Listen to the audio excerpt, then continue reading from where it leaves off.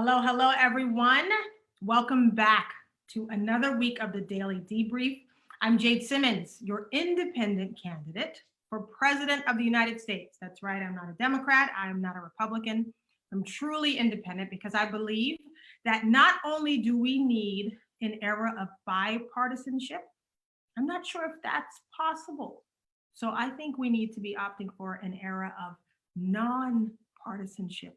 Imagine that if we now began to prioritize people over party every single time. That prospect excites me. If it excites you, you're going to learn more about Operation Restoration and my candidacy at operationrestoration2020.com. Thank you to those of you who just joined us not so long ago for one of our volunteer kickoff meetings. If you are looking to be activated, not only in the movement that is Operation Restoration, but you want to make sure that you're activated in your own purpose using your unique set of skills, gifts, talents, and abilities, you're going to text RESTORE to 33777. You'll be able to join our private volunteer Facebook group and get activated right away. Why in the world would you want to do that with your precious time? Well, only sign up to work with us because you believe that now is the time for something completely new. We don't need more of the same.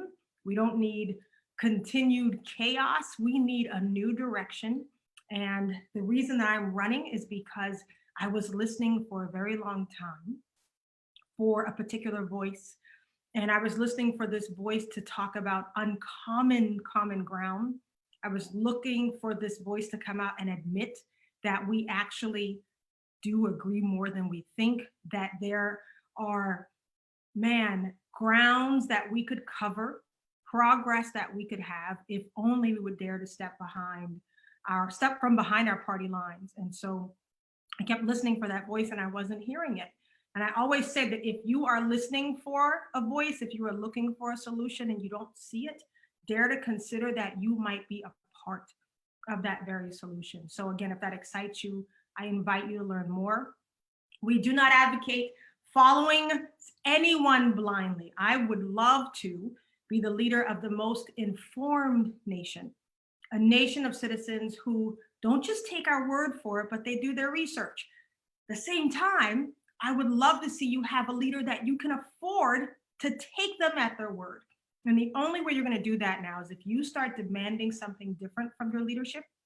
And what you're demanding is to see a leader who prioritizes people every time over party, every time over just their base, every time over profit, over partisanship. You are looking to see leaders now that are going to put you first. Why is that more important than ever before? Because we are going to come out on the other side of this thing called COVID-19 and nothing is going to be the same. Many of us have been crying out to go back to normal. Stop it.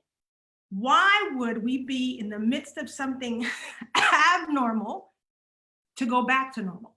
I believe whenever you are introduced to the abnormal, your job should be figuring out what is our new normal. So we're going to talk tonight. The Daily Debrief is where you find out, of course, what's going on around you. Many of you have been inundated with news, but my belief is that we often take news only from one source when we should be really doing some well-rounded gathering of information. I believe there's an abundance, there's wisdom in having an abundance of counselors. I also think there is wisdom in gathering an abundance of information and really reasoning with that information, not just siding with the people who are already saying what you want them to say, but you're now looking for viewpoints that challenge your own. So this is where you're going to find out more about my viewpoints, how I see the world, most importantly, how I see you in it. This is also a place you'll find out a little bit more about my own platforms and policies, about how Operation Restoration thinks where leadership is concerned. But again, go to the website, operationrestoration2020.com, to learn more. The next few weeks, you'll be seeing more and more policy and platform begin to be released. I'm excited to share our ideas with you, and I hope that they resonate as powerfully as the message has so far. Okay, what did we learn this weekend? Depends on how closely you've been paying attention, but you should have been learning a lot. A lot transpired over the weekend. We've been warned that we're coming into, I guess, the grimmest of the grim times, right? That we're maybe seeing our death tolls start to increase. We're going to start seeing more loss. We were warned about that. And it was a hard warning, I'm sure, for the president to give.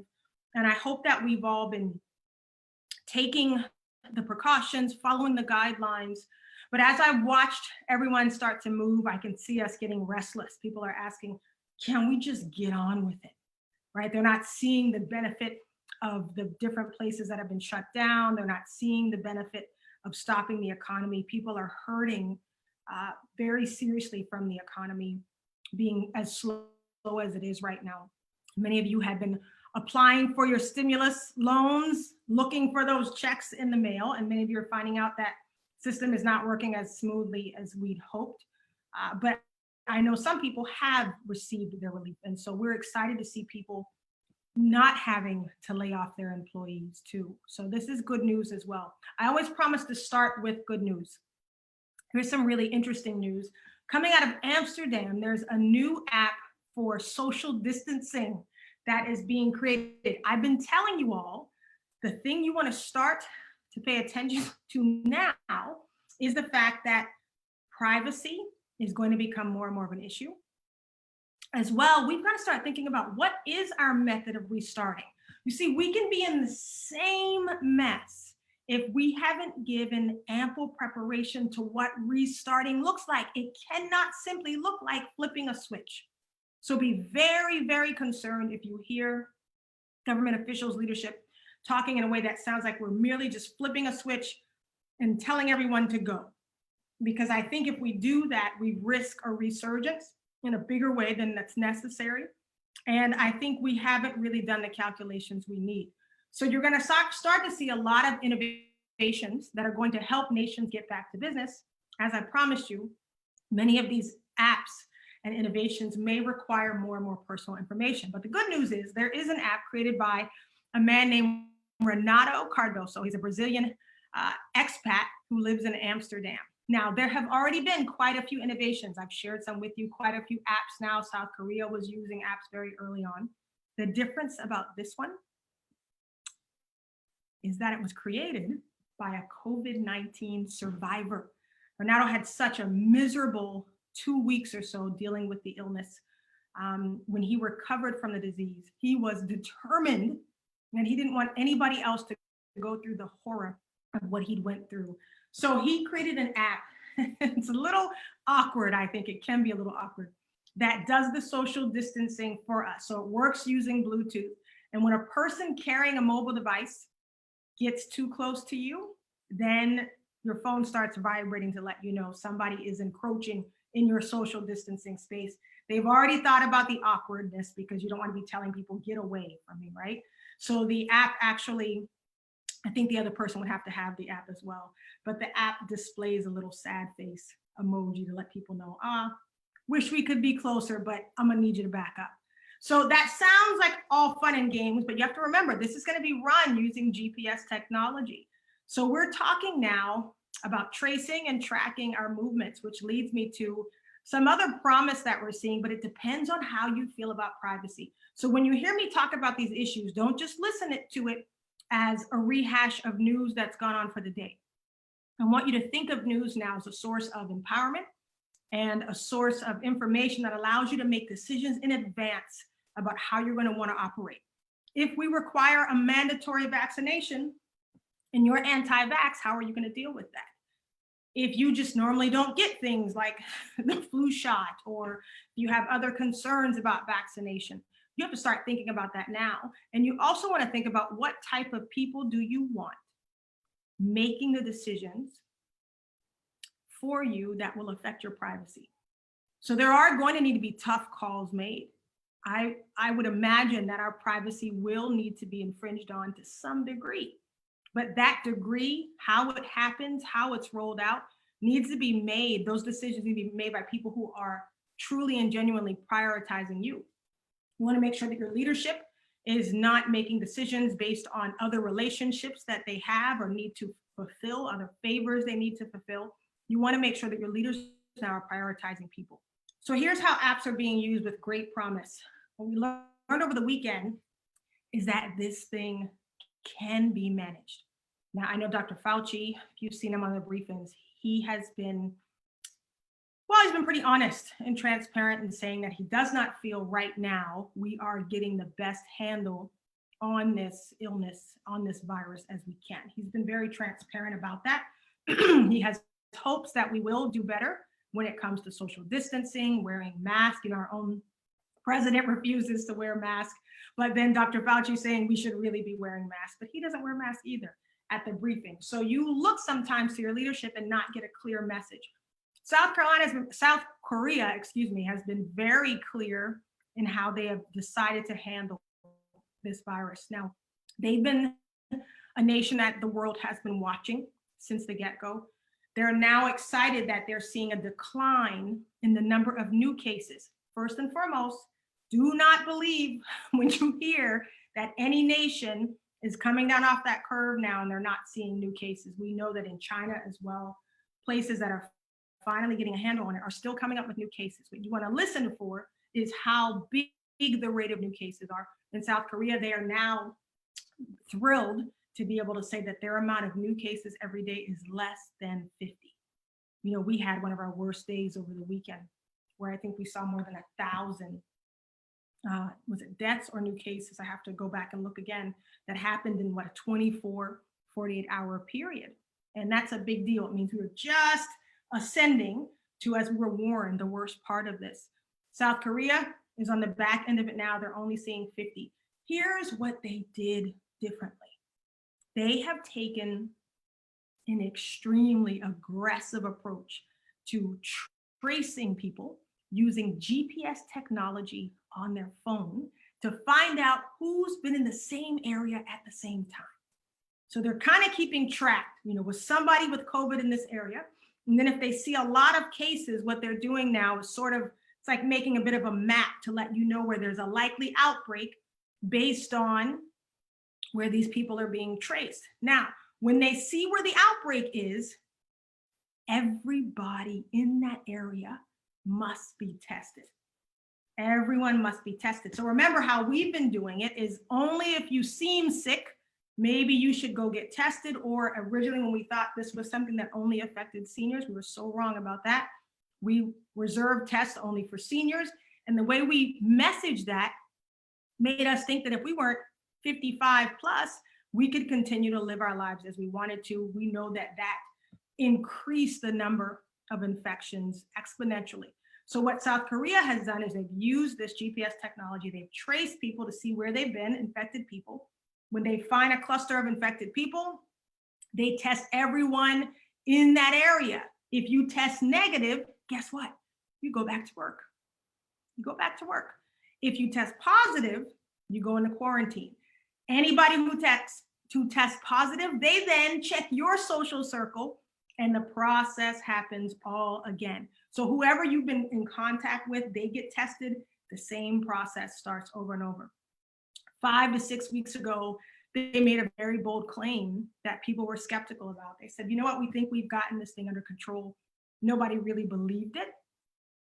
Here we are 5 to 6 weeks later, they only have 50 cases. Doesn't mean it's not gonna change. We're gonna keep our eye on them. Why do we, the US, need to be watching South Korea? They're so much smaller than we are. What can we learn? Listen, we need to be like places like South Africa, who before they even had one case, shut everything down because they said, we've been watching this thing spread. We want no part of it.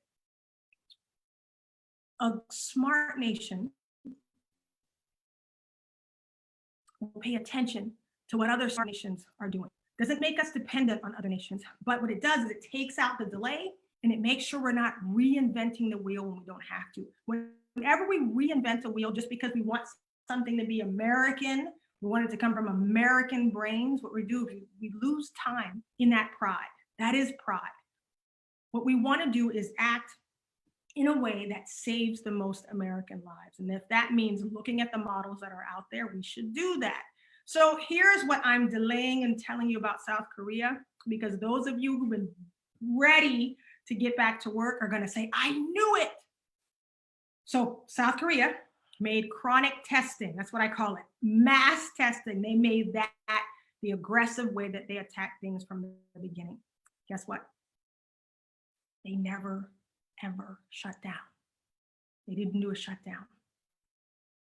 They did not do a shutdown. I know you're going, I know we didn't have to shut down. Here's the difference. It actually doesn't mean that we don't have to shut down now. The difference is because our initial testing approach was not aggressive. We still, in many states, are not even doing testing on people who don't have symptoms. We still are not even requiring people to stay at home. So South Korea, took an extremely aggressive approach from day zero. That meant that since they were testing everybody and their grandma literally all day, every day, they were able to find out. This is the number one method of beating this virus, and pretty much any virus, as I've been talking to my own healthcare and medical advisors. The best way to beat it is to know who's sick and to know who's not, and to separate the two and to keep testing, find out who's sick, find out who's not. When you do that earlier, you don't have to have as grave of a shutdown as we are going to probably have to consider very soon. So we've learned that if we're smart, we're learning and we're listening, we're going to do things differently, but be thinking about the types of leaders you want to make these decisions for you. What are we watching? I'm curious, and I pray that I am wrong, but I am worried that Japan may become the next US when it comes to Corona. They have been handling the situation much like we have in terms of leadership, and their people have been responding much like we did initially. Didn't take it very seriously when this thing was hitting and they got their first cases. People were still outside partying, gathering closely, not wearing masks. And so people were worried. And now suddenly, in a matter of days, they've had a doubling in the number of cases that they've had there. They also have been sending out some mixed messages. Difference in how we in Japan operate is that their national government does not have that same kind of sweeping power that ours does. It is structured like ours in the way that their prime minister, Mr. Shinzo Abe, has given, or doesn't have to give, it just is this way. The state governors have a lot of authority. Some would say in many ways more authority. And so what's happened is you've got some areas in Japan, they go back to school. They started school this week. This was their beginning of the school year. Some of them went back to school today. They sent kids to schools with their mask on. I think they made them wash their hands when they went into school. And they're moving around business like usual, aside from the mask. And then you had the prime minister actually declare a national emergency for the nation. But they left it up to the state governors to figure out how they wanted to deal with it. You see something familiar there. So what's happening is the governors have the power to deal with the virus as they wish. And in their terms, the national government doesn't have as much power to make a more sweeping mandate of how they should behave. Here's what I'm worried about. The US approach, we already know, has cost us time. Many will argue, and I agree, that it has cost us lives. I do not think we should make the false equivalency or ask the false question of do we save people or do we save the economy? But I do believe that our delay in focusing primarily and only on people will cost us more where the economy is concerned. I think it will delay us longer. I think the longer we don't have a unified national approach, the longer we allow states to kind of figure things out as they go or deal with things on their own, I think we're going to risk not only more lives, but we're going to continue to risk the economy more than it has to be risked in the first place. So we're watching now. Japan's infection rate has doubled in less than a week, and I fear that they are pretty much handling COVID as we have handled it, and it will cost them more than it needs to. What else did we learn this weekend? This ties in with what I just said about Japan. We are seeing that our own current administration actually sees themselves as separate from the states. If you were paying attention, if you even watched the news once, if you were on social media, you saw all the response, the wild response to Jared Kushner. He's President Donald Trump's senior advisor. And at a briefing, he made an appearance at the coronavirus briefing. And he made a statement. Now, in his defense, I'm going to try to give you the whole context of the statement, because taking out the snippet of what he said made for much better news. But he was talking about how some of the states they had been dealing with actually still had things like ventilators or supplies in their stockpile, but were already asking the national government for more. You know, our president has said that a lot of that has been, I think the word he used is that he felt like some governors were insatiable, which means, of course, that they were asking for too much, or they were selfish, or they were greedy. And so Kushner was also saying, look, some of these places are asking us for help and they still have all of their resources.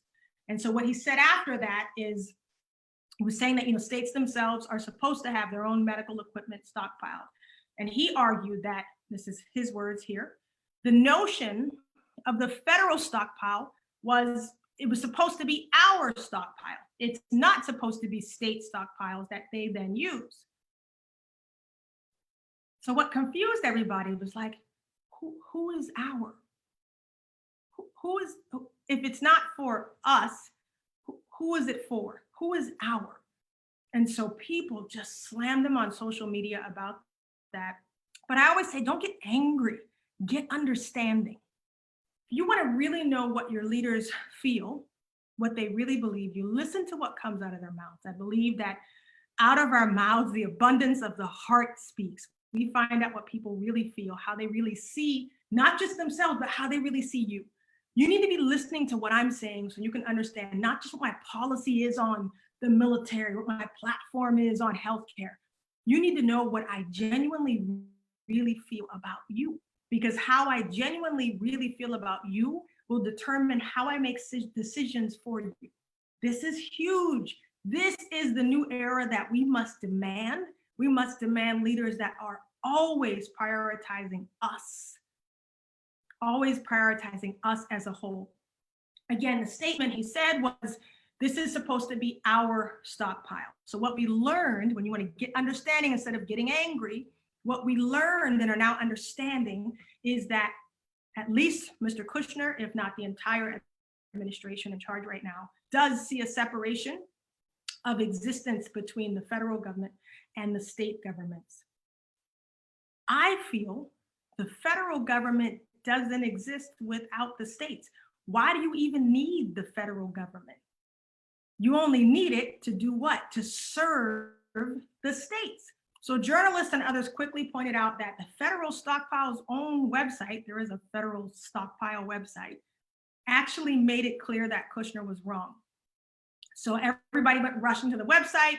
If you checked it early enough in the day, you saw, oh my gosh, Jared really misspoke there. It says right here that the federal stockpile pretty much exists to serve the states.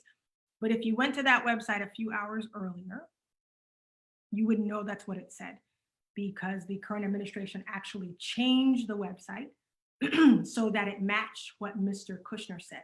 It softened the language about how the stockpile is supposed to be used by states. Don't take my word for that.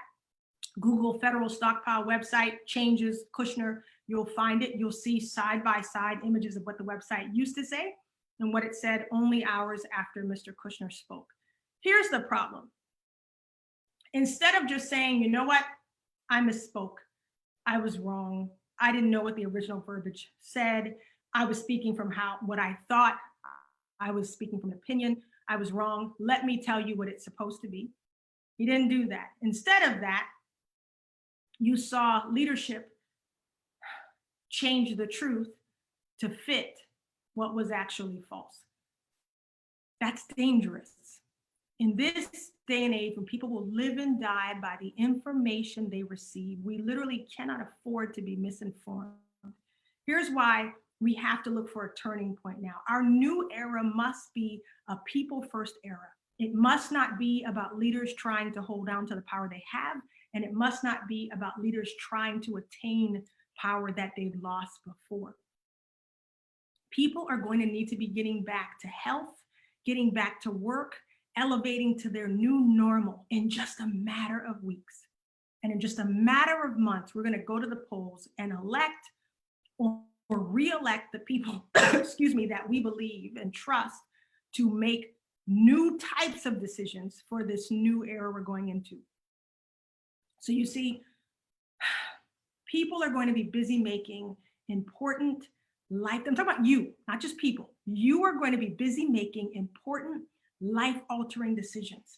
Is your kid's school going to open back up? Are you about to be homeschooling for the rest of your life? Are you going to take vaccinations if they are mandated? How do you feel about tracking and tracing software? Forget that.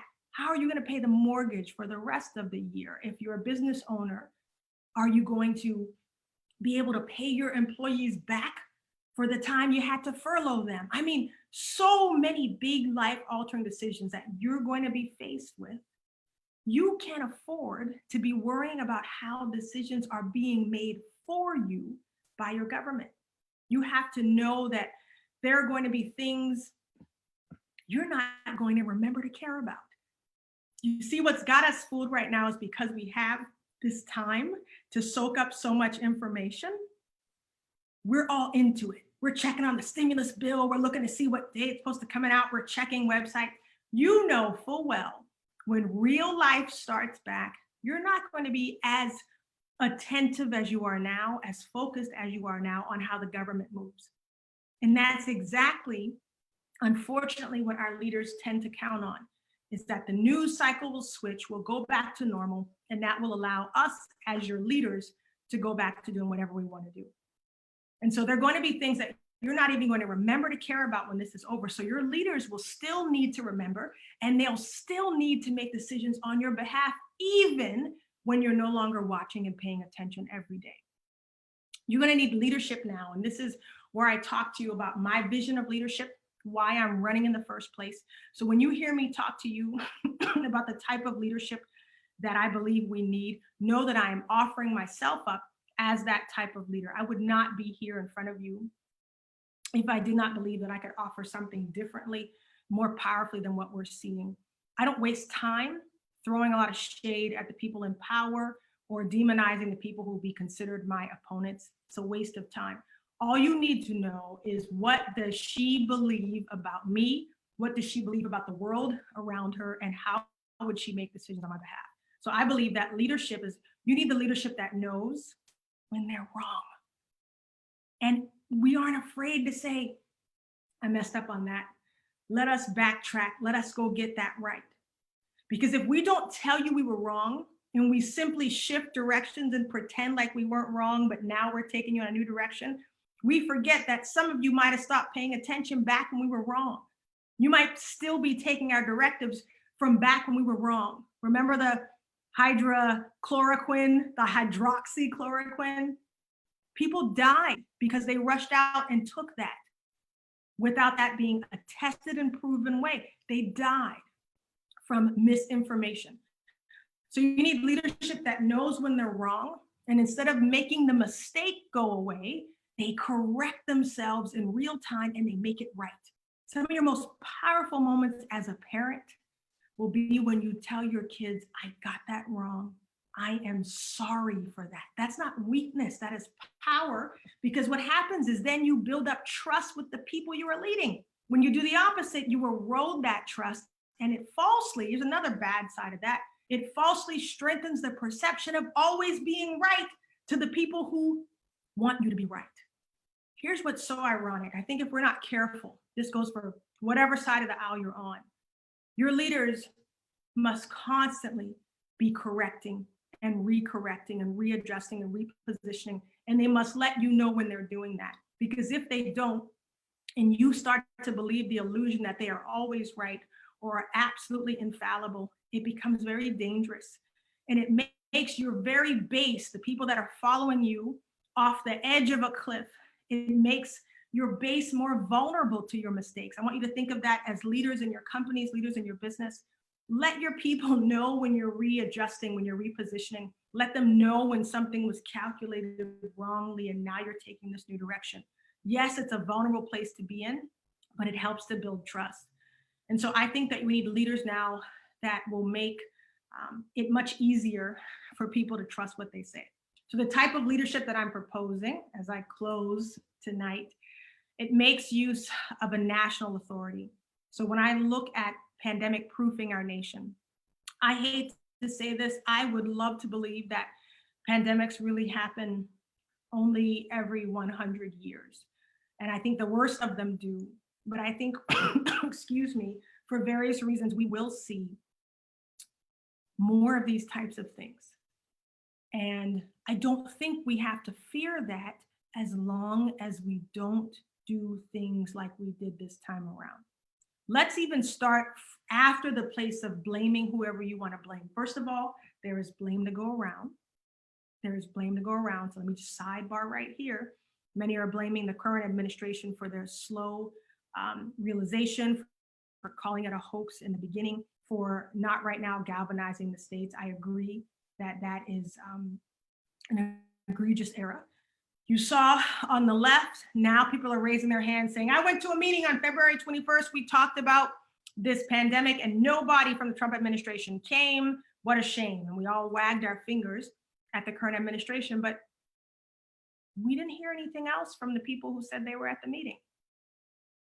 Anybody notice that? Many of the people at the meeting were also presidential candidates. I didn't hear about it on the trail.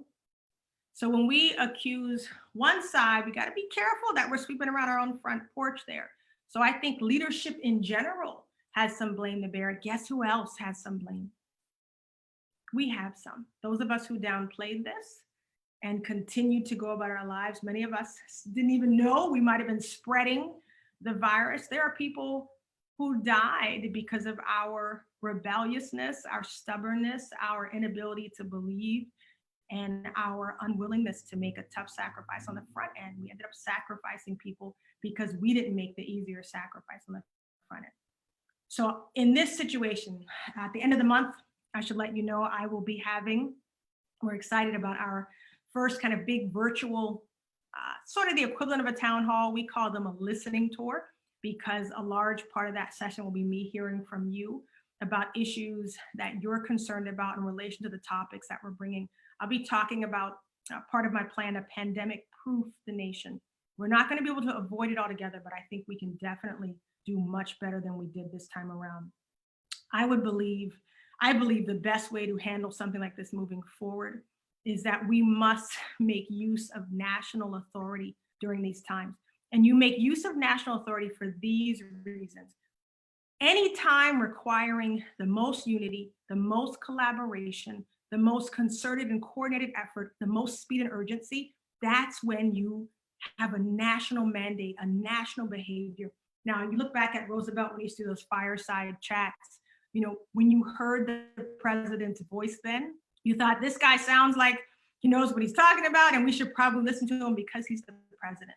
Whenever you get into a season where people are blowing the president off or blowing leaders on one side of the aisle or the other off, we're in a dangerous situation there because a certain amount of authority has been lost. So I believe that you defer to the states on issues that have cultural significance, cultural significance, mind you, that does not infringe on the rights of that state's citizens. You defer to the states for geographic and environmental issues that are significant only to that area because those things differ from state to state. You defer to the states on economic issues that vary based on a particular state's economy. They need more autonomy for those things. But when how one state handles an issue like COVID-19 could affect the health of an entire nation, a national strategy must be employed. It must be clear, it must be convicting, and it must be courageous. In order to see that type of national strategy employed, you're going to have a leader who's not afraid to make tough decisions that are sometimes unpopular, that might cost them an election or a re-election. I think you want leaders, sidebar here, that run because they want to serve the people. And when they run again, it's because they want to continue serving the people, not because they really kind of like being in that position. So now they'll do or say anything to stay in that position. That's not what we want. I believe that you're now going to have leaders that you trust to make the tough decisions, and that those tough decisions are not being made for personal gain, for the purpose of being reelected, for the purpose of currying favor with a political base, a demographic, or for reasons of profit by way of money or personal relationships. That's what we are going to have to see. It's not a luxury now. It is an absolute requirement to have leadership that prioritizes people from here on out. I hope that that has hit home. As always, I'm looking back at the comments to be able to go back, and I love answering your questions. If there's something that I said that pricked you, whether in a good way or a bad way, don't be shy. Be respectful, of course, but don't be shy. Let me know. I love to be able to answer you in real time whenever possible. But I hope that what you're hearing now are not just bullet points, messaging that sounds good, but that when you start to imagine leadership in a new way, you like what you're hearing. If you like what you're hearing, here's what you can do for us. Share, share, and share. Visibility is what's going to make the difference for us. People need to know that we exist in the first place. Right now, so much of the media coverage is, of course, and rightfully so, focused on COVID. None of the candidates are really getting much airtime right now, myself included, but I know that that is going to change soon. We're excited about some new opportunities coming up. But until then, we are counting on people like you who believe in what we're saying, who believe in what we're spreading, and who believe in what we're trying to do to help us spread the word. So I thank you in advance for doing that. If you're interested in jumping into the movement full force with us, you're going to text RESTORE to 33777. You also text that if you just want to learn more about what we're doing and about who I am and why I'm doing this in the first place.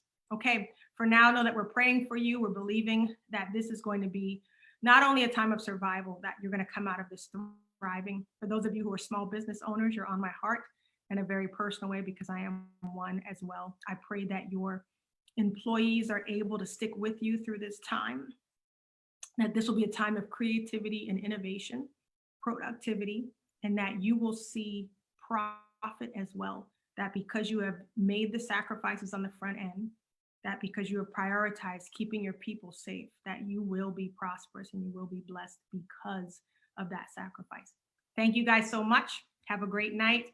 We'll see you back tomorrow night as well. Bye-bye.